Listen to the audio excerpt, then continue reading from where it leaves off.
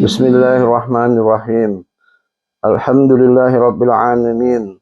Wassalatu wassalamu ala rasulillahi sayyidil mursalin. Nabiyyina Muhammadin wa ala alihi wa sahbihi ajma'in. Allahumma alhamna rushdana wa isna min syarri anfusina. Wa hayyikum bitahiyatil islam. Assalamualaikum warahmatullahi wabarakatuh. Sobat soleh dan soleha rahimakumullah. Syahadah adalah kesaksian. Dalam konteks teologis adalah kesaksian bahwa Tuhan yang berhak disembah adalah Allah Subhanahu wa taala semata. Ini adalah perkara yang sangat esensial kalau menyangkut masalah yang disebut dengan al-haqaiq al-kubra atau hakikat-hakikat besar dalam kehidupan ini. Sejauh mana manusia tidak mengenal Allah, sejauh itu pula lah ia berada dalam kesesatan. Firman-Nya, A'udzubillahi minasyaitonirrajim. Dzalika bi anna Allah huwal haqq wa anna ma yad'una min dunihi wal batil wa anna Allah huwal aliyyul kabir. Demikianlah kebesaran Allah, karena Allah dialah Tuhan yang hak, dan apa saja yang mereka seru selain Allah itulah yang batil, dan sungguh Allah dialah yang maha tinggi, maha besar. Surat Al-Hajj ayat 62. Sobat soleh rahimakumullah, sesungguhnya manusia itu telah memberikan kesaksian atas kebenaran Allah sebagai Tuhan yang hak jauh sebelum manusia itu lahir dan hadir di atas muka bumi ini. Dalam firman-Nya Allah menyatakan, A'udzubillahi minasyaitonirrajim. Wa id akhadha rabbuka min bani adama min zuhurihim dzurriyyatahum wa asyhadahum ala anfusihim alastu birabbikum qalu bala. Dan ingatlah ketika Tuhan mengeluarkan keturunan anak-anak Adam dari sulbi mereka, dan Allah mengambil kesaksian terhadap jiwa mereka seraya berfirman, bukankah aku ini Tuhan kalian? Mereka menjawab, betul, engkau Tuhan kami. Surat Al-A'raf ayat 172. Ayat ini menjelaskan adanya persaksian atau syahadah rububiyah. Dalam syahadah ini, manusia mengakui bahwa Allah Subhanahu wa taala sebagai pencipta, penjamin, pemberi rezeki, pendidik atau murabbi, pemilik dan penguasa tunggal, dan pengatur alam semesta dan manusia.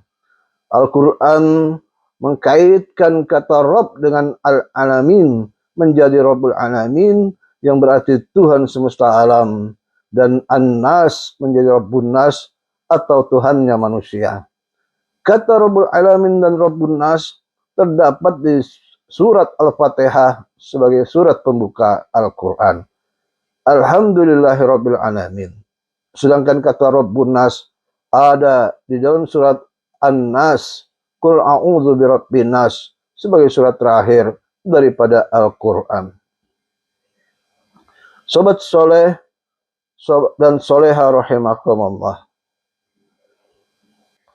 Allah sebagai Tuhan semesta alam banyak dijelaskan dalam berbagai ayat di dalam Al-Quran. Di antaranya ada di dalam surat Al-A'raf ayat ke-54 dan surat Fatir ayat ke-3. A'udzubillahi minasyaitonirrajim. Inna rabbakumullahu alladzi khalaqas samawati wal ard fi sittati ayyam thumma istawa 'alal 'arsy yughsil lailan nahara yatlubuhu hasisa wasyamsa wal qamara wan nujuma musakhkharatum bi amrih ala lahul khalqu wal amr tabarakallahu rabbul alamin. Sungguh Tuhanmu adalah Allah yang menciptakan langit dan bumi dalam 6 masa, lalu dia bersemayam di atas arsy. Dia menutupkan malam kepada siang yang mengikutinya dengan cepat. Dia ciptakan matahari, bulan dan bintang-bintang tunduk kepada perintahnya. Ingatlah, segala penciptaan dan urusan adalah haknya. Maha suci Allah, Tuhan seluruh alam.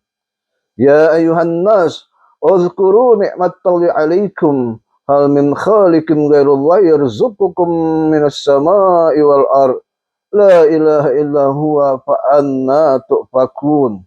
Wahai manusia, ingatlah akan nikmat Allah kepadamu, adakah pencipta selain Allah yang dapat memberikan rezeki kepadamu dari langit dan bumi?